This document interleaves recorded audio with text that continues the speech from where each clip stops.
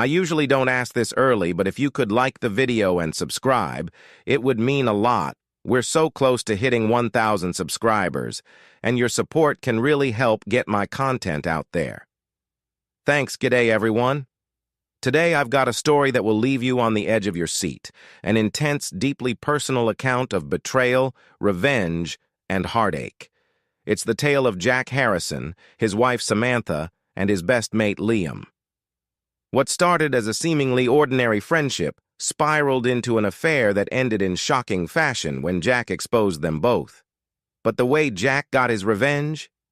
You won't believe it until you hear every detail. Sit back and listen closely as we unravel how Jack's world fell apart, only to rise from the ashes stronger than ever. Jack Harrison had always considered himself a lucky man. At 35, he was living the Australian dream, working as a construction manager in Sydney with a thriving career, a beautiful home, and a loving wife of 10 years. Jack and Samantha, Sam, as she was known to everyone, had met in their mid-20s at a friend's party. It was one of those love-at-first-sight moments where Jack felt an instant connection. Sam, a fitness instructor, had that kind of infectious energy that lit up every room she walked into. She was charming, fun-loving, and compassionate, a perfect complement to Jack's more grounded, laid-back personality. For the most part, life was good.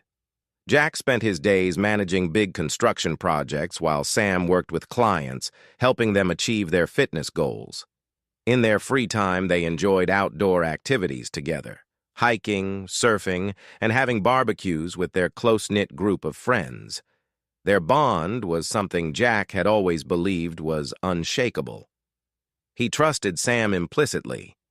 After all, they'd been through thick and thin, supported each other through job losses, financial struggles, and the death of Jack's father a few years back. But things were about to take a dark turn in Jack's life, one that would unravel everything he thought he knew about love, loyalty, and friendship. Liam Thompson had been one of Jack's best mates back in high school. They were inseparable growing up, causing mischief, chasing after girls, and talking about their dreams for the future. But after high school, life had taken them in different directions. Liam moved to Melbourne to pursue a degree in computer science, eventually landing a job that took him abroad for several years. It had been over a decade since Jack and Liam had seen each other in person when, out of the blue, Jack received a message on Facebook. It was Liam. He was moving back to Sydney and looking to reconnect with old mates. Jack was thrilled to hear from him. It felt like a blast from the past, and he was eager to have his old friend back in his life. Liam returned to Sydney just a few weeks later, and Jack invited him over for dinner with Sam. They talked for hours about old memories, laughed over beers, and quickly rekindled their friendship. Jack felt that familiar bond with Liam, like they'd never been apart. From that point forward, Liam became a regular fixture in their lives. He would come over for barbecues, join them for hikes, and often stay late into the night talking with Jack about everything from work to personal struggles. Sam seemed to like Liam, too. She had always been friendly and outgoing, and it was no surprise that she welcomed Liam with open arms. But as the weeks went by, Jack began to notice things that didn't quite sit right. At first, the signs were subtle, so subtle that Jack dismissed them. It started with harmless jokes between Sam and Liam. They seemed to have their own inside jokes, laughing about things Jack didn't quite understand. Then there were the lingering glances. Jack would catch them locking eyes for just a moment too long. But when he looked their way, they quickly looked away as if nothing had happened. One night, Jack and Sam were hosting a barbecue with a few friends. As the night wore on and the drinks flowed, Jack couldn't help but notice how often Sam and Liam were in each other's company. They were standing close, laughing at each other's jokes, and even exchanging playful touches on the arm. Jack's stomach tightened. He told himself he was being paranoid, that they were just getting along well because Liam was an old friend. But that gnawing feeling in his gut wouldn't go away. The final straw came a few weeks later. Jack had come home earlier than expected, one evening after his shift was cut short. As he walked into the house, he heard soft laughter coming from the living room. Sam was sitting on the couch, her phone in hand, smiling at something she was typing. She didn't notice Jack had entered the room. "Who are you texting?" Jack asked, trying to keep his voice casual. Sam jumped, startled by his sudden presence. She quickly locked her phone and flashed him a nervous smile. "Just a friend from the gym," she said quickly. But Jack saw the flicker of guilt in her eyes. His suspicions deepened. From that moment on, Jack became more vigilant. He started paying closer attention to Sam's behavior, how often she was texting, how frequently she mentioned going to the gym or meeting up with friends. She seemed distracted, distant, and was spending more time away from home. And then there was Liam. He was still coming around regularly, but now Jack noticed the way Liam would avoid eye contact with him. It was subtle, but Liam was acting strange, quieter, more reserved. Jack's gut told him something was wrong, but he couldn't put his finger on it yet. Jack's suspicions came to a head one Saturday afternoon.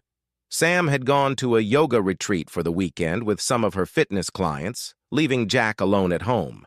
While she was gone, Jack received a text from Liam asking if he wanted to grab a beer and catch up, but Jack had other plans.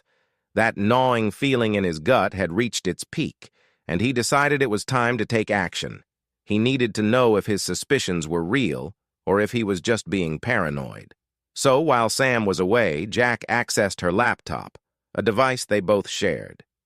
He knew she had synced her phone to the computer a few months back, and maybe, just maybe, there were traces of her messages on the device. Jack felt a knot tighten in his chest as he navigated to the messaging app. He wasn't sure what he'd find, but he was bracing himself for the worst.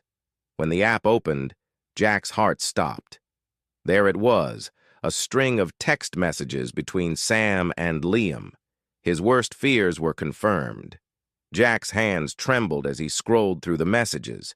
They were explicit, filled with details of secret meetups, late-night confessions, and promises to each other. It wasn't just a fling. It had been going on for nearly a year. There were photos, flirtatious banter, and most damning of all, declarations of love.